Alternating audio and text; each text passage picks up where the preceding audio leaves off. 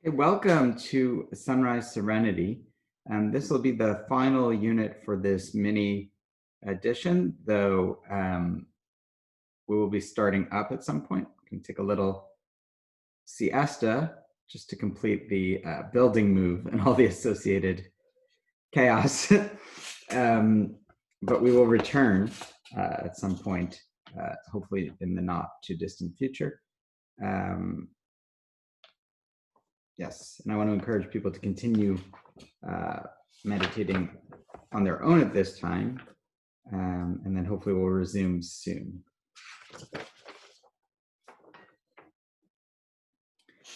We've been doing a blessing practice. We've been taking the Birkat Kohanim, the priestly blessing. This is something that I should always say it, B'Shem Omro, and credit, who taught me, Rabbi Jordan Ben-Dat Appel, who's a wonderful rabbi and teacher of meditation in Jewish contexts. And he was able to take that blessing, which we normally use as a kind of liturgy, and turn it into a meditation. Now, the truth is, it could be a great meditation while the priests are blessing people, which happens in the liturgical kind of rite. Though who knows if we'll be able to get together on a holiday like that in the near future for that to happen. But the original way it was done, and the way it's still done in Israel, is that this blessing happens every morning as part of the morning prayers. It's actually a commandment, a mitzvah, that the priest should bless every day. There are complicated reasons why we don't do it outside of Israel, but it's nice to kind of bring back this is a daily or more regular practice, and is something deeper and internal. So rather than it being auditory and something we listen to, it's a practice here where we're taking our breath and mapping the two parts of each blessing. Each blessing really has two things. There's this and that. May God do this and do that. And using those as an in-breath, out-breath to sort of incorporate them. There's an aspect of the way it's phrased, may I feel, as opposed to may I be, that acknowledges it's our lens often that is the thing that can help us be blessed. One of the things I love, so it's interesting, our daughter, on Friday night, we bless her as part of the classic tradition. So now she has this thing she'll do where she'll say, baby blessed. The baby is blessed. And when she does it, actually, she puts her hand on her belly and her heart as if she kind of knows where it's located in the body. That wasn't an instruction. And she will do it often if she is feeling supported or grateful for something. And so there's a sense that's maybe innate or intuitive that I think we get conditioned out of, that blessing is in the body, that it's not a material statement. Though without basic material needs, it's very hard to feel blessed. But it's an embodied posture. So we're trying, by breathing the blessings, to sort of assume the posture of people who are blessed.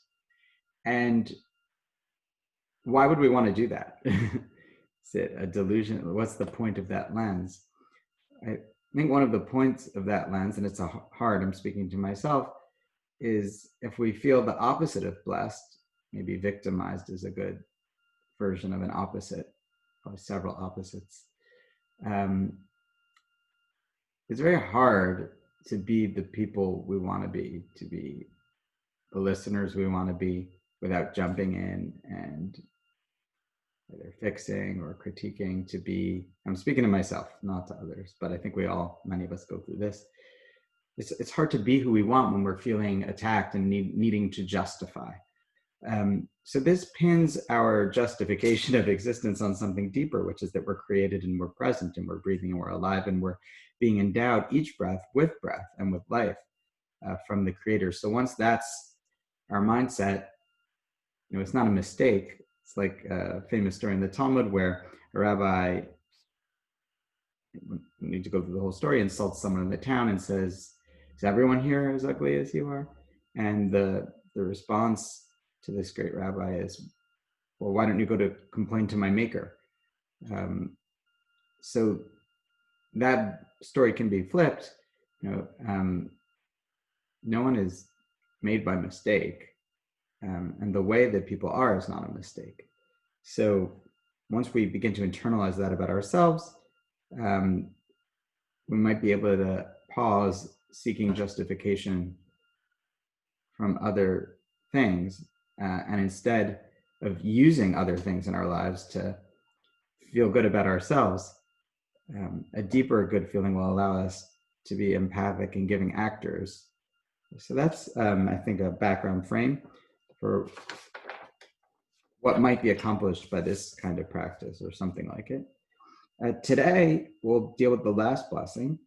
And as mentioned, they kind of come in an order. The first has 3 words, 2 requests for 3 words.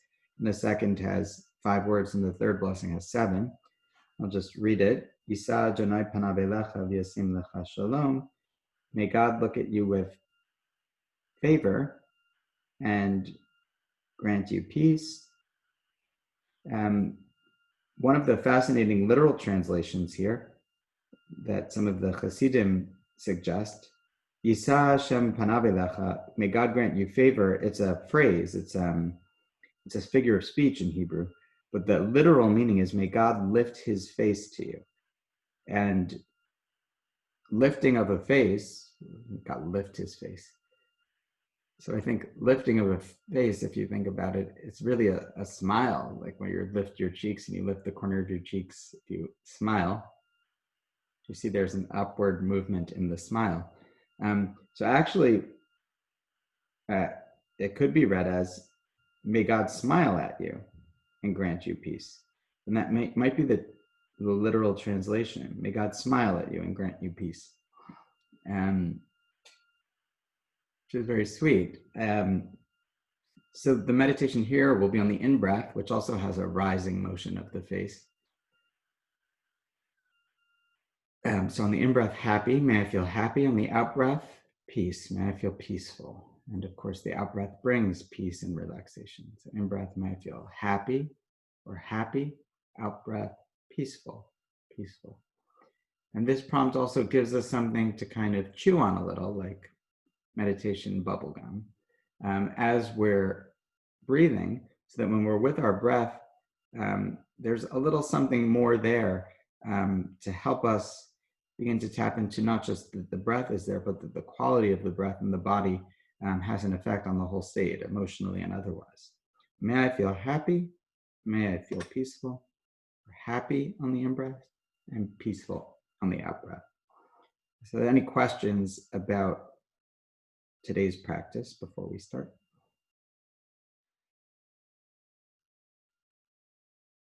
Okay, we will begin. So if you can find a seat, if you're on a chair, you might want to be towards the edge of your chair. Maybe creating some lift in the core and already kind of a rise in the body. A little bit alert for the morning, signaling the start of the day. Settling in, closing the eyes. Feeling the body's weight pressing down. Noticing. Steady. Balancing subtly.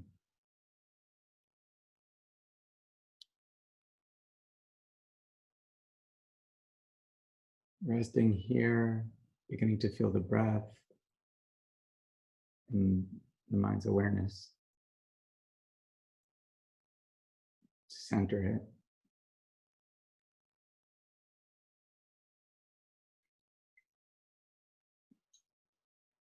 Taking some time to check in with the breath. Not to analyze it, but to be curious about it. What is it saying? Is it with ease or with difficulty? Even, uneven? does bringing attention to it already begin to change the quality of it? In what way? Isn't that interesting?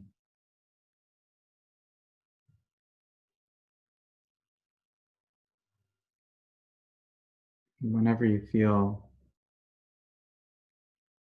that you're kind of securely centered, your posture, with your breath, for that moment, begin the in-breath. May I feel happy, or happy on the out-breath.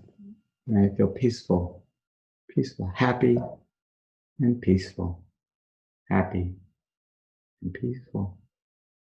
And we'll breathe here. And when you find that maybe you go elsewhere, maybe it's a thought triggered by the prompt, maybe it's a distraction or whatever it is, and you notice, just take note of where you've gone, seeing where it is, what it might offer you, and then use your breath to come back as many times as you need. Happy and peaceful.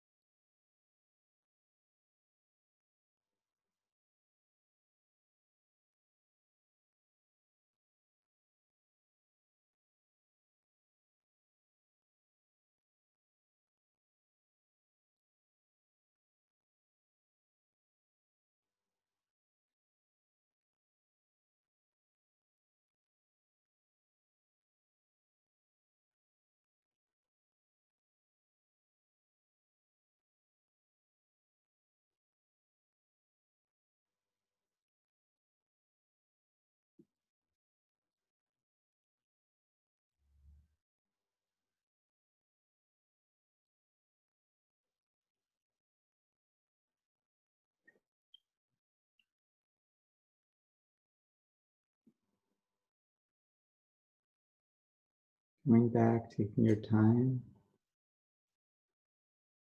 gradually extending awareness out as you feel comfortable, taking as much or as little time as you like.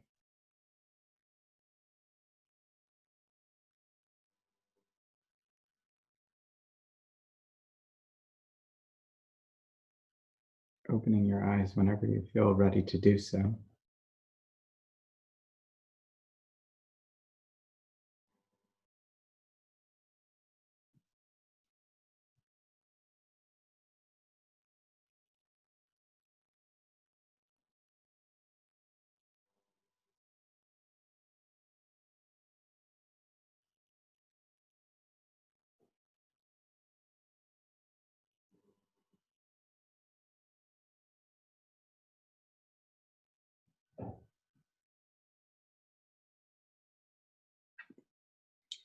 We'll end with a chance for a comment or question if anyone has.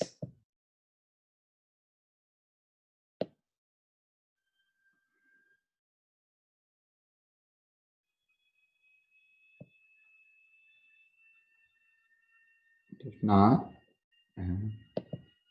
wish everyone a great day. Thanks so much. Thank you. Bye.